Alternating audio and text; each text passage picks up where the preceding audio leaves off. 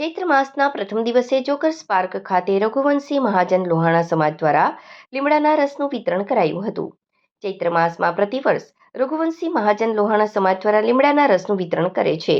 છેલ્લા 10 વર્ષથી સતત આ આયોજન કરાઈ રહ્યું છે. છેલ્લા 10 વર્ષથી સતત ચૈત્ર માસમાં અંકલેશ્વરમાં વસતા રઘુવંશી મહાજન લોહાણા સમાજ દ્વારા સ્વાસ્થ્ય માટે ઉત્તમ ઔષધ એવા લીમડાના રસના અટલજી જોગર્સ પાર્ક ખાતે મોર્નિંગ વોક કરવા આવતા લોકોને વિતરણ કરવામાં આવે છે. જેના ભાગરૂપે આ વર્ષે પણ રઘુવંશી મહાજન લોહાણા સમાજ દ્વારા ગુડી પડવા અને ચૈત્રી નવરાત્રી નિમિત્તે લીમડાના રસનું વિતરણ કરવામાં આવ્યું હતું. જે લીમડાના રસનું સેવન કરી લોકોએ લોહાણા સમાજનો આભાર વ્યક્ત કર્યો હતો. આ પ્રસંગે રઘુવંશી લોહાણા સમાજના નરેશ પુજારા, રમેશ જસાણી, કલ્પેશ વિઠલાણી તેમજ સમાજના સભ્યો ઉપસ્થિત રહ્યા હતા.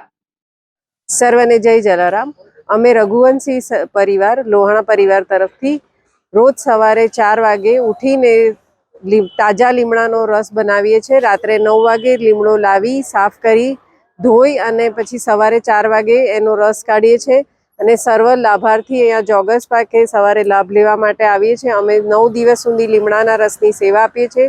જે ચૈત્ર મહિનામાં કડવો લીમડો પીવાનો હોય છે તેની અમે છેલ્લા 9 વર્ષથી સેવા આપીએ છીએ અને એ સેવા અમે 9 દિવસ આપીએ છીએ ને ઓછામાં ઓછા 4 થી 5 હજાર લોકો આ સેવાનો લાભ લે છે. સર્વેને જય માતાજી.